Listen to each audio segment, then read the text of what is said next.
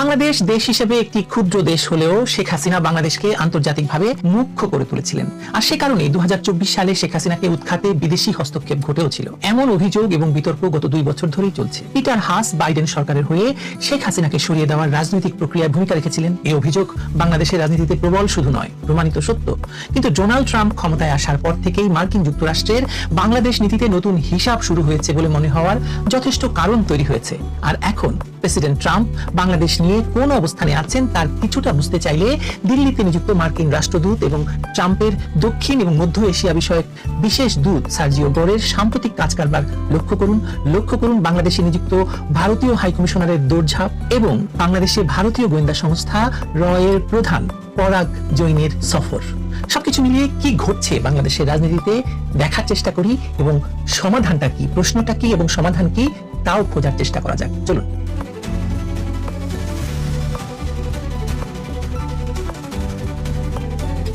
এই যে সপ্তাহখানেক আগে তারেক রহমানের সরকারের লোকজন শেখ হাসিনার দেশে ফেরা নিয়ে প্রায় তাচ্ছিল্যের ভাষায় কথা বলছিলেন, অথচ 11ই আগস্ট প্রধানমন্ত্রীর উপদেষ্টা জাহিদুর রহমান জানিয়ে দিলেন শেখ হাসিনা ফিরলে তাকে পূর্ণ নিরাপত্তা দেওয়া হবে, তার সাংবিধানিক এবং আইনগত অধিকারও নিশ্চিত করা হবে। এক সপ্তাহে এই ভাষা বদলে গেল কেন? কারণ খুঁজতে হলে একটি ঘটনা নয়, পুরো ঘটনা প্রবাহটি পাশাপাশি সাজাতে হবে আমাদের।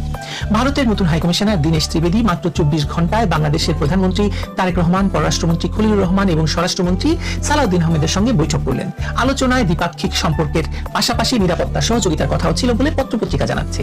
এরপর সেই দিন সন্ধ্যায় মানে সোমবার সন্ধ্যায় তিনি ঢাকা ছাড়লেন আর মঙ্গলবার দিল্লিতে গিয়ে সরাসরি ভারতের প্রধানমন্ত্রী নরেন্দ্র মোদীর সঙ্গে সাক্ষাৎ করলেন।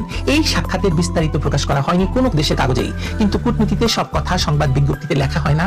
কখন কে কার সাথে দেখা করছেন সেটি অনেক সময় কথার চেয়ে বড় বার্তা।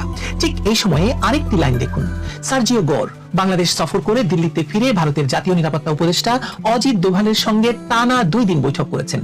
অজিত দোভালকে আপনারা ভালো করে জানেন, ভারতের জাতীয় নিরাপত্তা উপদেষ্টা হলেও বাংলাদেশ ভারত সম্পর্কের যে রাজনীতি এবং শেখ হাসিনা যেখানে একটি ফ্যাক্টর, সেই ফ্যাক্টরের সঙ্গে অজিত দোভালের যোগাযোগ, অজিত দোভালের তত্ত্বাবধানেই শেখ হাসিনা আছেন, এরকমটি আমরা সবসময় শুনি এবং জানি। প্রকাশ্যে বলা হয়েছে ভারত মার্কিন কৌশলগত সহযোগিতা এবং বৈশ্বিক নিরাপত্তা নিয়ে তাদের মধ্যে আলোচনা হয়েছে। বাংলাদেশ নিয়ে কি কথা হয়েছে আনুষ্ঠানিকভাবে সে কথা আমাদের জানানো হয়নি বা আমরা জানি না, কিন্তু সার্জিও গোরের ঢাকা সফরের কয়েকদিনের মধ্যেই এই যে দোভালের সঙ্গে এই ধারাবাহিক বৈঠক হওয়ায় বাংলাদেশ প্রসঙ্গ সেখানে ছিল কিনা, থাকলে সেটা কি ছিল, শেখ হাসিনা বিষয়ে কি সিদ্ধান্ত হয়েছে, সেসব প্রশ্ন ওঠাটা কি একেবারে অস্বাভাবিক?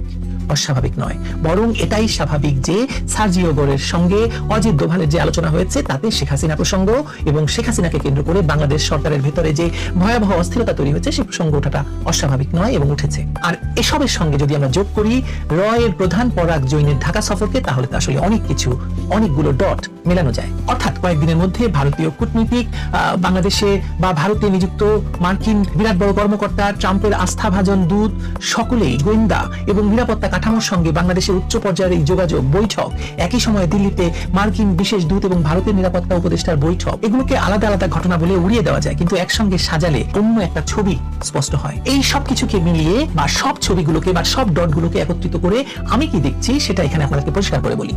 এখনো এমন কোন যৌথ সরকারি ঘোষণা নেই যে ভারত এবং যুক্তরাষ্ট্র শেখ হাসিনাকে ফেরানো, আওয়ামী লীগের উপর নিষেধাজ্ঞা তুলে নেওয়া এবং বাংলাদেশের রাজনৈতিক ব্যবস্থা স্বাভাবিক করার জন্য একটি চুক্তি করেছে। কিন্তু বর্তমান কূটনৈতিক তৎপরতা, দৌড়ঝাঁপ, এসবের টাইমিং দেখে আমার মনে হচ্ছে আলোচনার অন্যতম কেন্দ্রবিন্দু হয়ে উঠেছে শেখ হাসিনা প্রত্যাবর্তনের পর বাংলাদেশকে কিভাবে সামলানো হবে এবং রাজনৈতিক সংঘাতকে কিভাবে একটি গ্রহণযোগ্য কাঠামোর মধ্যে ফেরানো যায় সেটি।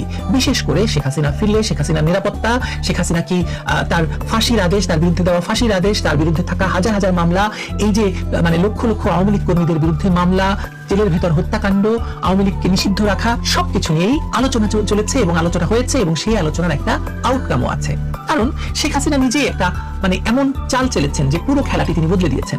5ই আগস্ট দিল্লি থেকে তিনি ঘোষণা করেছেন ডিসেম্বরের মধ্যে বাংলাদেশে ফিরতে চান এবং একই সঙ্গে মানে আওয়ামী লীগের উপর থেকে নিষেধাজ্ঞা প্রত্যাহারের দাবি তিনি জানিয়েছেন। এতদিন ঢাকার দাবি ছিল ভারত তাকে প্রত্যার্পণ করুক, আর তিনি বলছেন প্রত্যাবর্তন কেন, আমি নিজেই দেশে ফিরবো। এর ফলে প্রশ্নটি তো আর প্রত্যার্পণের থাকছে না, প্রশ্ন হয়ে দাঁড়াচ্ছে তার নিরাপত্তা, বিচারিক অধিকার, রাজনৈতিক কর্মকাণ্ডের সুযোগ এবং আওয়ামী লীগের ভবিষ্যৎ, যার উত্তর তারেক রহমানের সেই বাবরি দোলানো উপদেষ্টা মহোদয় দিয়ে দিয়েছেন। এই জায়গাতেই গত কয়েকদিনের তারেক সরকারের সুর পরিবর্তনের গুরুত্বটা আমরা দেখতে পাই। 8ই আগস্ট পর্যন্ত স্বরাষ্ট্রমন্ত্রী সালাউদ্দিন আহমেদ বলেছিলেন, ভারত শেখ হাসিনাকে রাজনৈতিক কর্মকাণ্ড করতে দিলে বন্ধুত্বপূর্ণ সম্পর্ক একসঙ্গে চলতে পারে না। তারপর ভারতীয় হাই কমিশনার 3 শীর্ষ ব্যক্তির সঙ্গে বৈঠক করলেন, দিল্লি গেলেন, মোদীর সঙ্গে দেখা করলেন, আর এর মধ্যেই সরকারের উপদেষ্টা, সেই বাবিদুলান উপদেষ্টা বলছেন শেখ হাসিনা ফিরলে পূর্ণ নিরাপত্তা দেওয়া হবে। এই পরিবর্তনকে নিছক কাকতালীয় মনে হয় আপনার? বলা কঠিন, কাকতালীয় নয়। আদেশ পাওয়ার পরে এই ঘোষণা এসেছে। কিন্তু বাংলাদেশের সমস্যা এখন শুধু শেখ হাসিনা কিংবা আওয়ামী লীগের রাজনীতি তো নয়, দেশের নিরাপত্তা পরিস্থিতিও ভয়ঙ্করভাবে উদ্বেগজনক হয়ে উঠেছে। গুরুত্বপূর্ণ স্থাপনায় সম্ভাব্য জঙ্গি হামলার আশঙ্কায় পুলিশ দেশব্যাপী নিরাপত্তা সতর্কতা জারি করেছে। এর মধ্যেই 12ই আগস্ট সাভার একটি বাসা থেকে বিপুল বিস্ফোরক এবং বোমা তৈরির সরঞ্জাম উদ্ধারের কথা জেনেছি আমরা। আইন শৃঙ্খলা রক্ষাকারী বাহিনীর দাবি, সেখানে নিষিদ্ধ জঙ্গি সংগঠন জেএমবির সদস্যরা বোমা তৈরির কাজ করছিল। একজন সন্দেহভাজনকেও আটক করা হয়েছে। এর আগেও গোয়েন্দা সতর্কতায় জঙ্গি নেটওয়ার্ক পুনরায় সংগঠিত হওয়ার আশঙ্কার কথা সামনে এসেছিল। বাংলাদেশের ইতিহাস জানা মানুষ এই সংকেতকে হালকাভাবে কেউই নেবেন না। কারণ 2005 সালে জেএমবি 63 জেলায় প্রায় 500 স্থানে একযোগে বোমা বিস্ফোরণ ঘটেছিল। অর্থাৎ জঙ্গিবাদকে রাজনৈতিক বিশৃঙ্খলার সুযোগ দিলে তার মূল্য শুধু একটি সরকার দেয় না, দেয় গোটা রাষ্ট্র, গোটা জাতি, সাধারণ মানুষ, শিশু, নারী, সকলে। এ কারণেই বর্তমানের বহুমুখী কূটনীতিকে আমি শুধু শেখ হাসিনার ব্যক্তিগত প্রত্যার্পণের বা প্রত্যাবর্তনের প্রশ্ন হিসেবে দেখছি না। ভারত বাংলাদেশের সঙ্গে সম্পর্ক স্বাভাবিক করতে চাইছে, যুক্তরাষ্ট্র দক্ষিণ এশিয়ার নিরাপত্তা এবং স্থিতিশীলতার হিসাব করছে, আর বাংলাদেশের ভেতর এমন সময় জঙ্গিবাদের বিপজ্জনক লক্ষণ দেখা যাচ্ছে যখন দেশের সবচেয়ে বড় ঐতিহ্যবাহী রাজনৈতিক দল আওয়ামী লীগ কার্যত রাজনৈতিক পরিসরের বাইরে, একটি বড় জনগোষ্ঠীর রাজনৈতিক প্রতিনিধিত্ব বন্ধ রেখে, বিরোধী রাজনৈতিক শক্তিকে নিষিদ্ধ রেখে এবং তার জায়গায় ধর্মভিত্তিক শক্তিকে ক্রমশ বেশি জায়গা দিয়ে দীর্ঘমেয়াদী স্থিতিশীল রাষ্ট্র তৈরি করা যায় কিনা, এই প্রশ্ন এখন দিল্লি বা ওয়াশিংটনেরও নিরাপত্তার প্রশ্ন হয়ে ওঠা অস্বাভাবিক নয়, এবং সেটা হয়েছেও।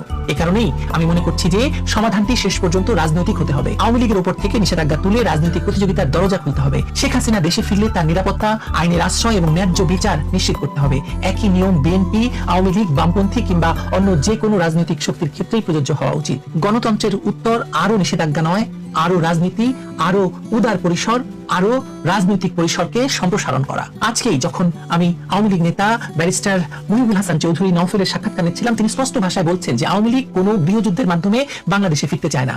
আওয়ামী লীগ শেখ হাসিনার প্রত্যাবর্তনের মাধ্যমেই বাংলাদেশে ফিরে আসতে চায়, রাজনৈতিক পরিসরে ফিরে আসতে চায়। শেখ হাসিনার সঙ্গেও কারো রাজনৈতিক দ্বিমত থাকতে পারে, তার দীর্ঘ শাসন নিয়েও কঠোর প্রশ্ন করতে পারে, কিন্তু এটিও অস্বীকার করা কঠিন যে দীর্ঘ রাষ্ট্র পরিচালনা, ভারত, চীন, যুক্তরাষ্ট্র, রাশিয়ার সঙ্গে ভারসাম্যের কূটনীতি এবং জঙ্গিবাদ মোকাবেলার বহু বছরের অভিজ্ঞতা শেখ হাসিনারই রয়েছে। আর কারণেই বাংলাদেশের বর্তমান বিপজ্জনক পরিস্থিতিতে সেই অভিজ্ঞতাকে রাজনৈতিকভাবে মোকাবেলা করার পথ হচ্ছে তাকে, মানে শেখ হাসিনাকে এবং তার দলকে রাজনৈতিক পরিসরে ফিরতে দেওয়া, নিষিদ্ধ করে রাখা নয়। এটা সরকার যত তাড়াতাড়ি বুঝবে ততই মঙ্গল। তাই শেখ হাসিনা ফিরছেন কিনা আমার কাছে এখন আর সেটি মূল প্রশ্ন নয়। তিনি ফিরতে চান এবং তার প্রত্যাবর্তনকে ঘিরে আন্তর্জাতিক কূটনৈতিক নড়াচড়া দৃশ্যমান। মূল প্রশ্ন হচ্ছে এই প্রত্যাবর্তন কি বাংলাদেশের রাজনৈতিক স্বাভাবিকতা ফেরানোর সূচক হবে? কারণ চারদিকে যদি কূটনৈতিক দৌড়ঝাঁপ চলে, দেশের ভেতরে যদি বিস্ফোরক উদ্ধার হয়, জঙ্গি হামলার সতর্কতা জারি হয় এবং রাজনৈতিক ব্যবস্থার একটি বড় অংশকে বাইরে রেখে রাষ্ট্র চালাতে হয়, তাহলে বিপদের মাত্রা বোঝার জন্য আর কত সংকেত প্রয়োজন? আমার কাছে বাংলাদেশের সামনে পথটি তাই একেবারে স্পষ্ট। প্রতিহিংসা রাজনীতি কমিয়ে রাজনৈতিক পরিসর খুলতে হবে। রিকনসিলিয়েশনের কথা বলছে আওয়ামী লীগ, বিএনপির অনেক নেতা বলছে, সেটা করতে হবে। আওয়ামী লীগের নিষেধাজ্ঞা প্রত্যাহার করতে হবে। শেখ হাসিনাকে নিরাপদে দেশে ফিরতে দিতে হবে এবং জনগণকেই সিদ্ধান্ত নিতে দিতে হবে যে কে বাংলাদেশের রাজনীতি করবে আর কে করবে না। শেখ হাসিনার মতো অভিজ্ঞ রাষ্ট্রনায়কের প্রত্যাবর্তন এবং একটি অন্তর্ভুক্তিমূলক রাজনৈতিক বন্দোবস্তই হয়তো আজকের এই বিপজ্জনক অচল অবস্থা থেকে বাংলাদেশের বেরিয়ে আসার সবচেয়ে বাস্তব, সঠিক এবং সত্য পথ। এই সত্য পথের বাইরে অন্য যে কোনো পথ বাংলাদেশের জন্য বিপজ্জনক এবং ভয়াবহ বিপজ্জনক। আজকে সন্ধ্যায় আপনাদের সামনে হাজির হবেন সাবেক শিক্ষামন্ত্রী, আওয়ামী লীগ নেতা ব্যারিস্টার মুহিবুল হাসান চৌধুরী নওফেল। সন্ধ্যে 7টায় এই সাক্ষাৎকারটি দেখতে ভুলবেন না। শেখ হাসিনার প্রত্যাবর্তন নিয়ে গুরুত্বপূর্ণ তথ্য পাবেন এই সাক্ষাৎকারে। সেই সঙ্গে আওয়ামী লীগের ক্ষমা প্রার্থনা কিংবা আওয়ামী লীগের কোনো অনুশোচনা নেই, এই তথ্যের এই অভিযোগের গুরুত্বপূর্ণ জবাব দিয়েছেন মুহিবুল হাসান চৌধুরী নওফেল। দেখা হবে আবারও বাংলাদেশ সময় সন্ধ্যে 7টায়। ভালো থাকবেন ততক্ষণ।